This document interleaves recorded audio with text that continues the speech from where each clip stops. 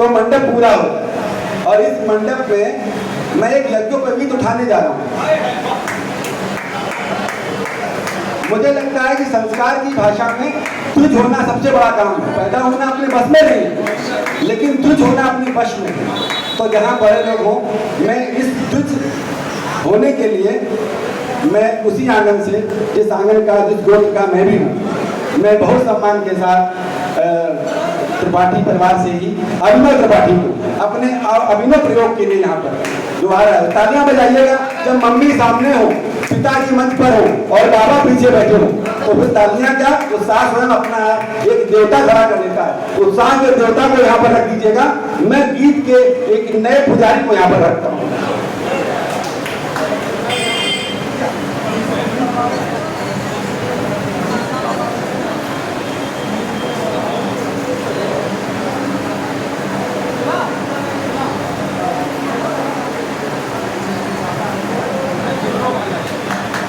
नाती को पहनाया भाई, गीत के देवता ने गीत को पुजारी की यहाँ पर वंदना आराधना की है पुष्प से। तो आप तालियां रख दीजिएगा। मैं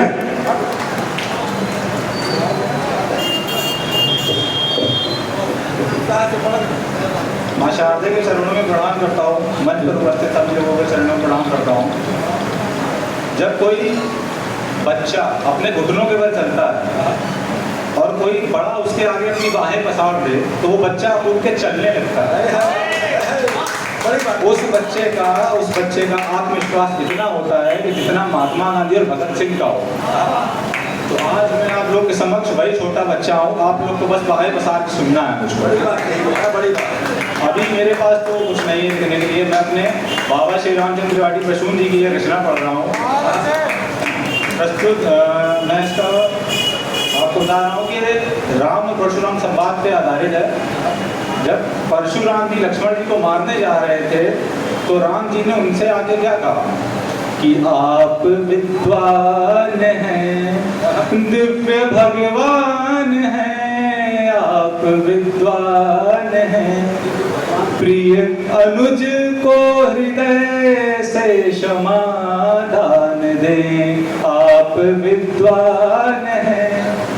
मानता हूँ लखन ने बहुत भूल की, मानता हूँ लखन ने बहुत भूल की, और बातें कहीं आपसे सूर सी, यह भी सोचे ऋषि, यह अबुद बाल है, मन का भोला भला, किंतु आचाल है, आप ज्ञानी तपी संयमी वाग्यमी, प्रिय अनुज के अहित को न सम्मान दे, आप विद्वान हैं। सूर्य की दीप से कोई समता नहीं, सूर्य की दीप से कोई समता नहीं, को पवन वेग को भार तिनका नहीं, आपके बल को ये है न समझा भी था, ये सागर किनारे कहीं एक नदी, अनुभवों से रहित बुद्धि नादान है, फिर भी अधरों की मेरे ये मुस्कान है, आप विद्वान हैं।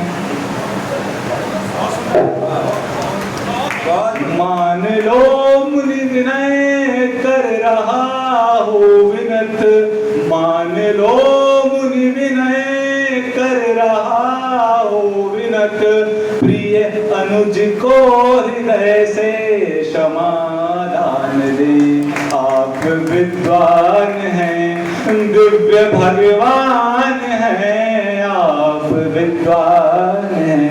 बहुत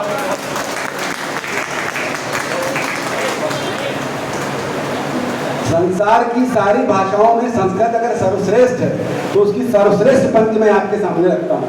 उसमें एक जगह लिखा गया है कि सा भवतु शुभ काव्यम, यानी सबसे सुंदर काव्य कौन है? तो उसे पंचम वेद कहा गया है कि मृदु ललितम पदाख्यम पूर्ण शब्दार्थहीनम, सरल हो समझ में आवे, सा भवति शुभकाव्यम, और नाटकम के लिए कहा गया। तो इन्होंने बड़े ईमानदारी के साथ कहा कि मैं बाबा की रचना करूँ, लेकिन जो भाव बहुत सुंदर, बहुत सुंदर, बहुत सुंदर। अर्थ बोल है